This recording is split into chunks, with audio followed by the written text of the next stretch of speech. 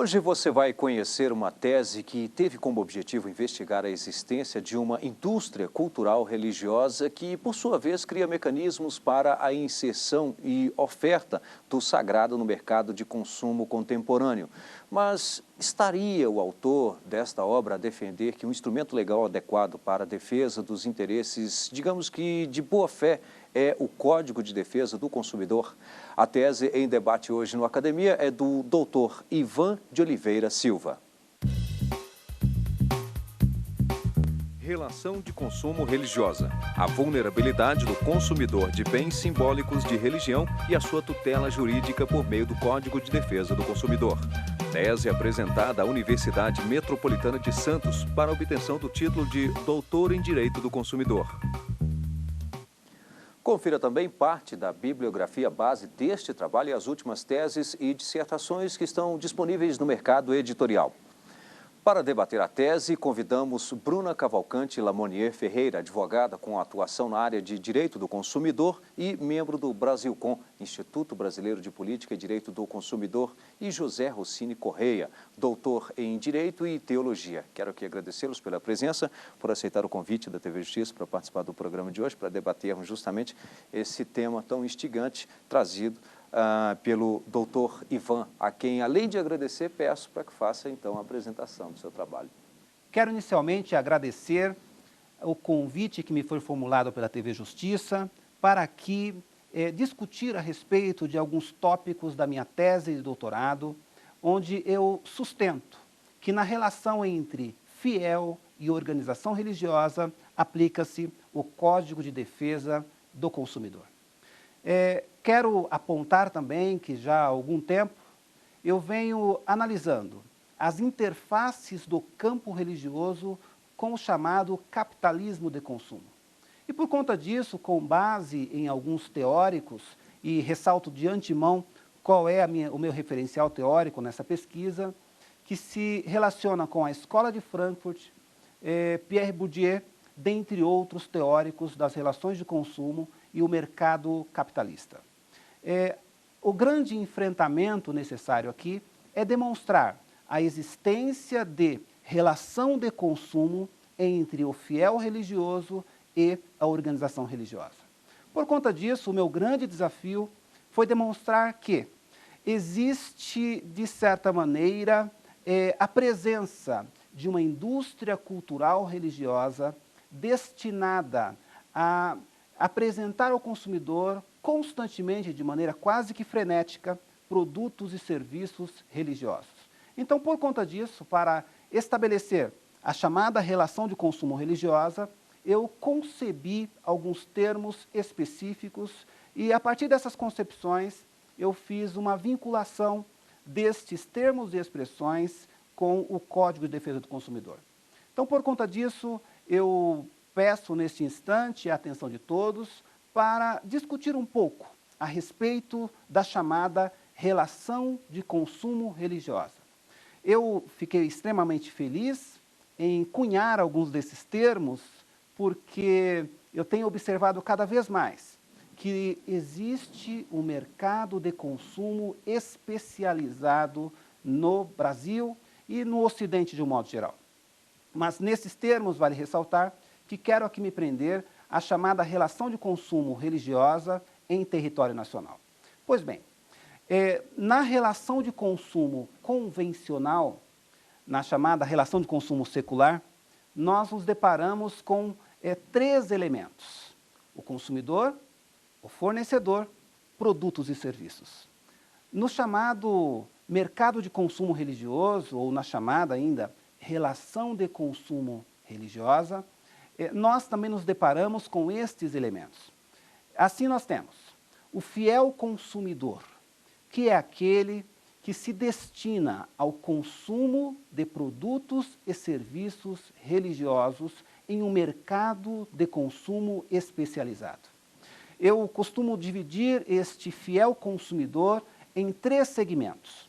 Nós temos o fiel consumidor enquanto destinatário final, que é aquele que tem contato direto com a organização religiosa e, nesse sentido, ele adquire produtos e serviços religiosos. Temos ainda os fiéis consumidores por equiparação, tal qual nós encontramos na relação de consumo convencional. Esses fiéis consumidores por equiparação são aqueles que se apresentam em 3 dimensões. Apresento a primeira, o fiel consumidor enquanto coletividade de pessoas. Este fiel consumidor enquanto coletividade de pessoas se adequa ao artigo 2º, parágrafo único do CDC. Este indivíduo, este fiel, é aquele que de uma maneira ou outra intervém em uma chamada relação de consumo religiosa. A título de exemplo, é aquele que eventualmente foi convidado para uma festa de casamento, para uma cerimônia religiosa qualquer, um batizado, um culto ou um ato litúrgico qualquer. Ele não é membro da organização religiosa, ele não é destinatário final, mas apenas intervém, tem um contato, às vezes rápido, com a organização religiosa e com o ato litúrgico. Temos também o fiel consumidor vítima de uma relação de consumo religiosa.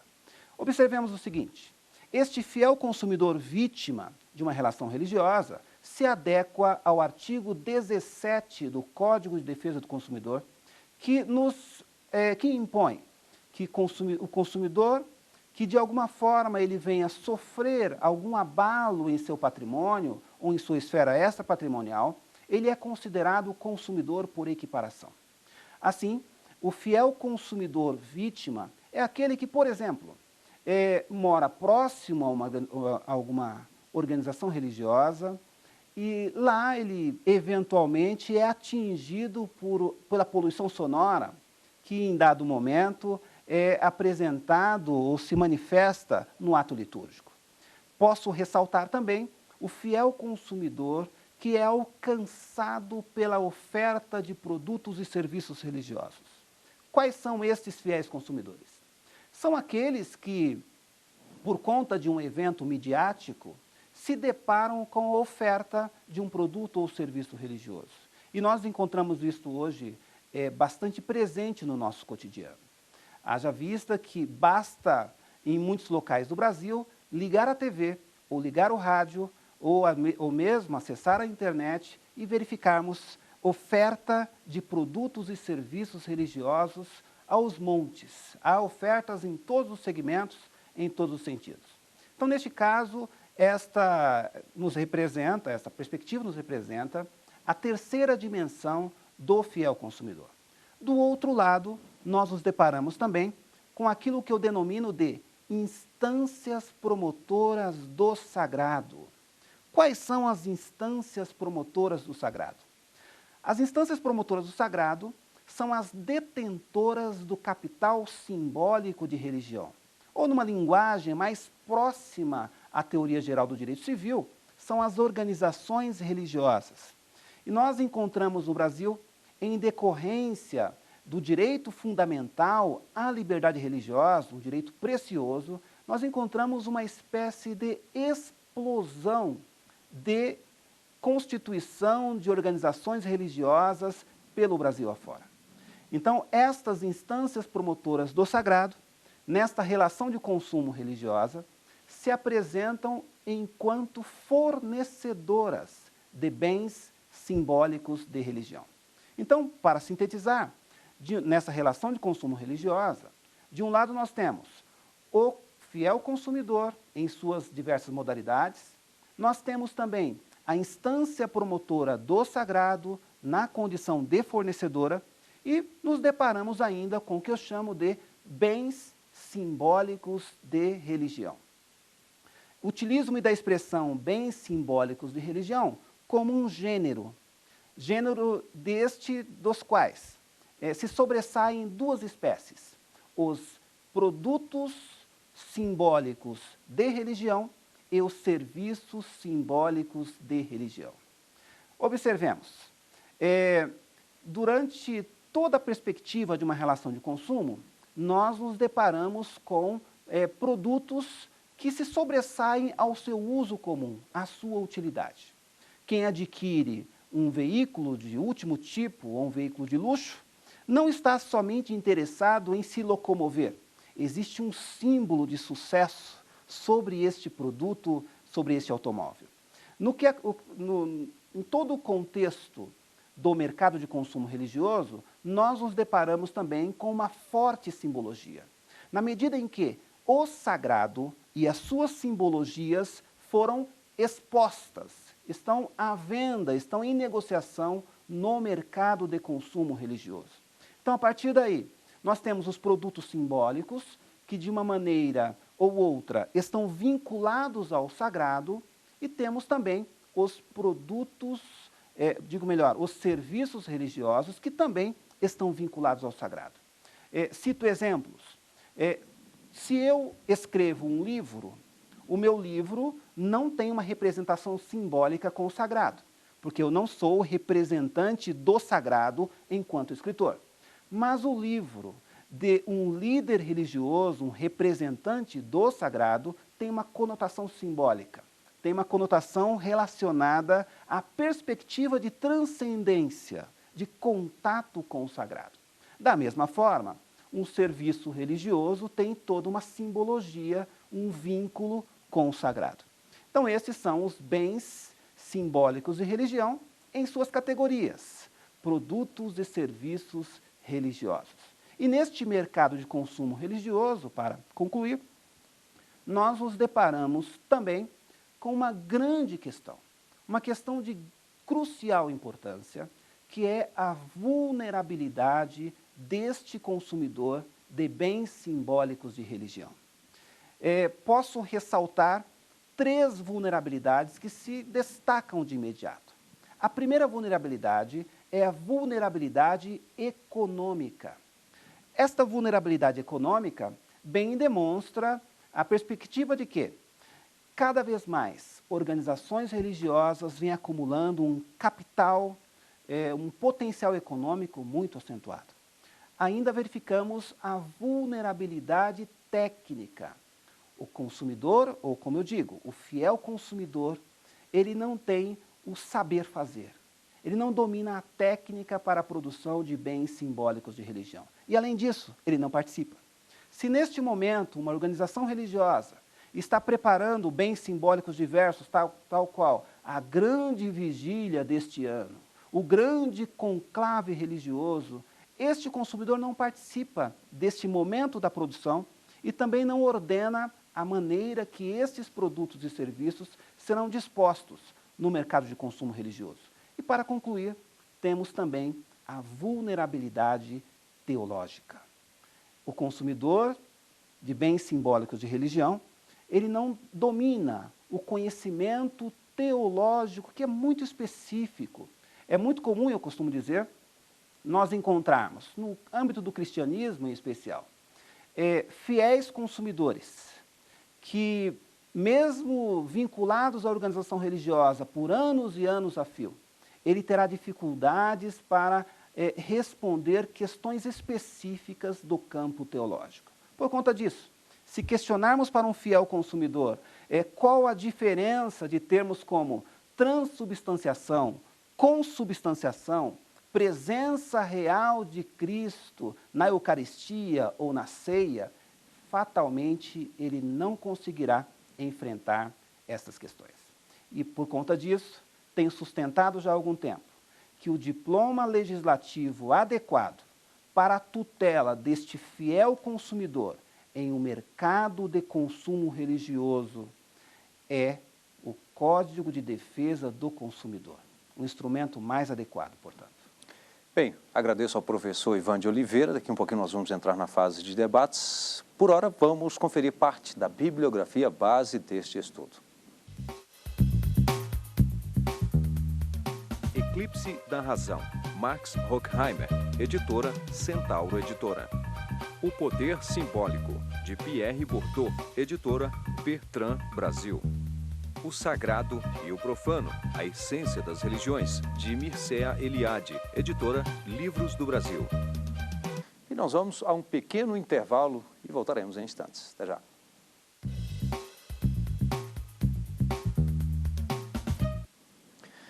E hoje no Academia, o debate de uma tese que teve como objetivo investigar a existência de uma indústria cultural religiosa que, por sua vez, cria mecanismos para a inserção e oferta do sagrado no mercado de consumo contemporâneo. A tese é do doutor em Direito do Consumidor pela Universidade Metropolitana de Santos, Ivan de Oliveira Silva. Nós poderemos aqui destacar o trabalho do professor Ivan de Oliveira Silva, que é a relação de consumo religioso, trabalho que hoje nós estamos trazendo ao debate aqui no Academia, que eu gostaria que o senhor comentasse, professor. Claro, foi um grande privilégio publicar esse trabalho. Ele surgiu, inclusive, de algumas discussões com os meus alunos na Universidade de São Francisco, onde tivemos a oportunidade de facilitar a escrita do texto, lançando a tese ao mercado editorial e ao grande público. Tenho observado ainda que esse trabalho tem provocado, desde já, algumas discussões também junto a operadores do direito que atuam também no Poder Judiciário. Ok, parabéns. Professora Bruna Lamonier. Bem, primeiramente gostaria de cumprimentar o professor Dr. Rossini, cumprimentar e parabenizar o Dr. Ivan pela excelência da tese apresentada, cuja problemática realmente nos remete a grandes reflexões, né? E enquanto operadora do direito, sobretudo na área do direito do consumidor, eu destaco o capítulo que trata realmente da questão da vulnerabilidade, né? E que foi tratada nas suas versões clássicas e típicas, né? já consideradas pela doutrina do direito do consumidor, e a vulnerabilidade teológica, muito bem colocada pelo Dr. Ivan, enquadrada nessa relação jurídica de consumo religiosa, né? E assim, é interessante observar que as instituições religiosas, as organizações religiosas, elas já são vocacionadas a agregar os vulneráveis em potencial e os vulneráveis típicos, como os idosos, deficientes, crianças e adolescentes, e aquelas pessoas que buscam, né, naquela instituição uma solução para um problema pessoal, para um problema econômico, para um problema de saúde, e nessa condição elas também se tornam potencialmente vulneráveis e sujeitas a abusos de direito, né? Eu gostaria que o Dr. Ivan, colocasse como que essa questão tem sido discutida no judiciário, se é que já chegou a ser discutida no judiciário, qual diploma tem se aplicado, de que forma, se o Código de Defesa do Consumidor ele já foi utilizado como fundamento para alguma condenação, fundamento de causa de pedir de ações contra instituições religiosas. Como isso tem sido feito? Infelizmente, na tradição jurídica brasileira, vem se aplicando na relação entre fiel e organização religiosa o Código Civil. Por que eu digo infelizmente? Eu tenho sustentado, como eu disse há pouco, que um instrumento legislativo hábil para a tutela do fiel consumidor vulnerável é o CDC. E o CDC ele surge nesse sentido para trazer equilíbrio nesta relação entre fiel e organização religiosa. Tenho dito também que o CDC, embora ele seja muito discutido pelo Brasil afora, ele tem algo meio que paradoxal. Ele é extremamente anunciado, mas pouco conhecido. E venho ressaltar nesse sentido que o Código de Defesa do Consumidor não é um código maldito. Ele não surge para destruir relações. Recentemente, no Brasil, nós nos deparamos com o sistema bancário que procurou, em vários momentos, repelir a aplicação do Código de Defesa do Consumidor na relação entre estruturas bancárias e consumidores dos serviços bancários. Pois bem, o Supremo Tribunal Federal reconheceu que o CDC é um instrumento hábil também para aplicação nestas relações no sistema bancário, e não foi por isso que o sistema bancário quebrou. O sistema bancário brasileiro continua com um poderio econômico extremamente acentuado, continua firme e não foi o CDC que trouxe desestabilização nesse segmento. E o mesmo, nesse sentido, ressalto, não será o CDC que irá desequilibrar ou deixar de lado o postulado de direito fundamental à liberdade religiosa. Ele surge para equilibrar e não desequilibrar. Mas, professor... Sim, eu quero, antes de mais nada, agradecer o convite, Rimac Soto, e dizer que é um prestígio eu estar fazendo esse programa em companhia da Bruna Lamonier e podendo discutir com o doutor Ivan de Oliveira Silva. De fato, você toca numa questão de alta sensibilidade e não nos esqueçamos também que quando há maturidade teológica, as organizações religiosas são agentes de promoção dos direitos humanos em escala local, nacional e internacional. Elas precisam, portanto, ter energia econômico-financeira para empreender atividades missionárias legítimas, né? E que tem também este cunho promocional da pessoa humana. Na tese, doutor Ivan de Oliveira Silva, de que ali se trata da lógica e, segundo as suas palavras, da ética do mercado, né? E este é um ponto de sensibilidade que eu gostaria de ouvi-lo a respeito. Se se tem o pressuposto de que o cidadão consumidor de bens e serviços religiosos é hipossuficiente, e se tem a perspectiva que de fato existe, de que certas organizações religiosas, né, manipulam, né, a sua crença e a sua vontade, né, a religião, neste particular, se torna um instrumento aético de degradação, submetida ao que o senhor chama de ética do mercado, lógica e ética do mercado. Que ética de mercado é esta? Não é? E se, para curá-la, não é, para remediá-la, não é, se precisa da intervenção estatal, porque, de fato, que se tem Código de Defesa do Consumidor como diploma legal integrante do direito do Estado. Não é? Em que medida é razoável o intervencionismo estatal neste mercado de bens e serviços simbólicos? Né? Essas são as questões que eu creio que valorizam o seu trabalho e gostaria enormemente de ouvi-lo a respeito. Né? Eu tenho observado, professor Rossini, e as suas considerações são muito preciosas, inclusive, acerca da inserção do sagrado no mercado de consumo. Eu tenho observado cada vez mais que a lógica do mercado, que é pautada no lucro, que é pautada no investimento e na dignificação do homem por meio da ostentação de bens e produtos religiosos, vem se manifestando em movimentos teológicos esparramados pelo Brasil afora. Posso citar, por exemplo, manifestações teológicas direcionadas à teologia da prosperidade. Na chamada teologia da prosperidade, o homem ele não é mais e tão somente um cidadão do céu, como um peregrino nesta terra. Ele é aquele que deve possuir por direito divino todos os bens desta terra.